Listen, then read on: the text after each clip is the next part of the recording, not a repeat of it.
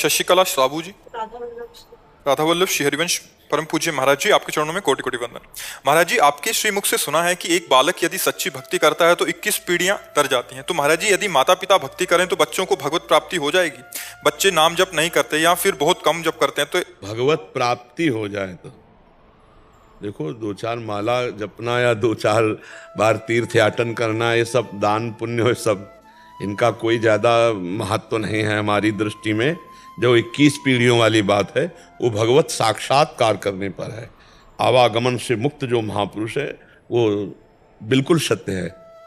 जो 21 पीढ़ियों का वर्णन बिल्कुल सत्य है। भगवान की प्राप्ति उस वंश में किसी को भी हो जाए तो 21 पीढ़ियां तर जाएंगी, चाहे वो बालक को हो जाए या पिता को हो जाए, किसी को भी हो जाए, पर भगवत प्राप्ति हो जाए। ये 2-4 माला या तीर्थ याटन या महाराज नृग का नाम सुना है? क्या सुना है? तो दान कर बहुत करते थे, खूब स्वर्ण से सजा के, और ब्राह्मणों को पूरा मकान और ब्याह सब व्यवस्था करते। और एक गाय जो दान नहीं लेता था, ऐसे ब्राह्मण की गाय किसी तरह उनके गौशाला में पहुंच गई और वो किसी ब्राह्मण को दान कर दी। और वो दान लेकर जब जा रहे थे तो जो ब्राह्मण की गाय थी जिसकी गौशाला में चली गई, उसने कहा गाय तो मेरी है। तो उसने कहा ये गाय तो अभी महाराज नृग ने दी है। तो दोनों महाराज नृग के पास आए। जिसको दी थी उसने कहा महाराज नृग आपने हमें दी? बोले हाँ दिया। तो बोले जिसकी गाय थी उसने कहा मेरी गाय है। तो उनका मुझे इसका पता नहीं, क्योंकि बड़ी गौशाला है, आपकी छूट के गाय आ गई होगी। तो हमने जिसको दान की है इसको ले जाने दो, 1000 गौएं ले लो। उन्होंने कहा हमने कभी दान लिया नहीं, हम तो अपनी गाय लेंगे। और वो ब्राह्मण हठी जिसने दान लिया था, उन्होंने कहा हम लेंगे तो यही गाय लेंगे, नहीं तो हम नहीं ले। उनका 1000 गाय तुम ले लो, छोड़ दो ये गाय। नहीं छोड़ा। बस इतने अपराध का फल हुआ कि वो गिरगिट बने जाके, द्वारिका के कुएं में गिरगिट बने जाके। हमें लगता है कि दान पुण्य जितने सब हैं, भगवान को समर्पित करके भजन न किया जाए अगर, तो इनमें इतनी सामर्थ्य नहीं है कि हमारा काम बन जाए।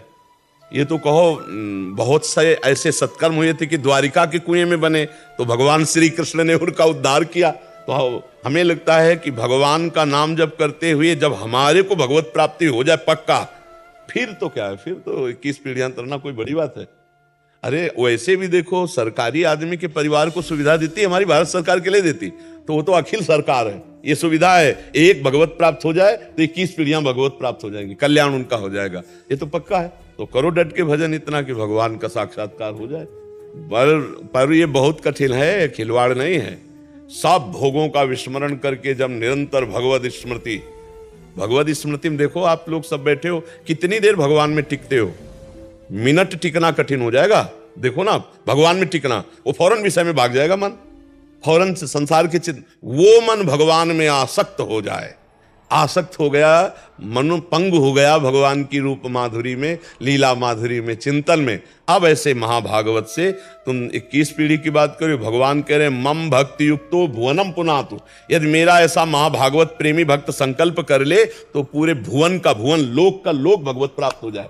लोक मम भक्ति युक्तो भुवनम पुनात। देवर्षि नारद जी ने कहा सा तरति सा लोकान तार्यति। वो स्वयं तर जाता है, स्वयं तर जाता है, वो लोकों को तार देता है। पर कठिन है भगवत प्राप्ति, भगवत प्राप्ति कठिन। निरंतर भजन करना, भोगों का त्याग करके अन्य कोई स्मरण न रहना, केवल भगवान का स्मरण रहना, ये बहुत वर्षों के अभ्यास से भगवान की कृपा से होता है। नहीं देख लो, 1 मिनट भगवान में नहीं टिक सकते, कितना कठिन है। सबसे बड़ा विश्व का कठिन काम है भजन।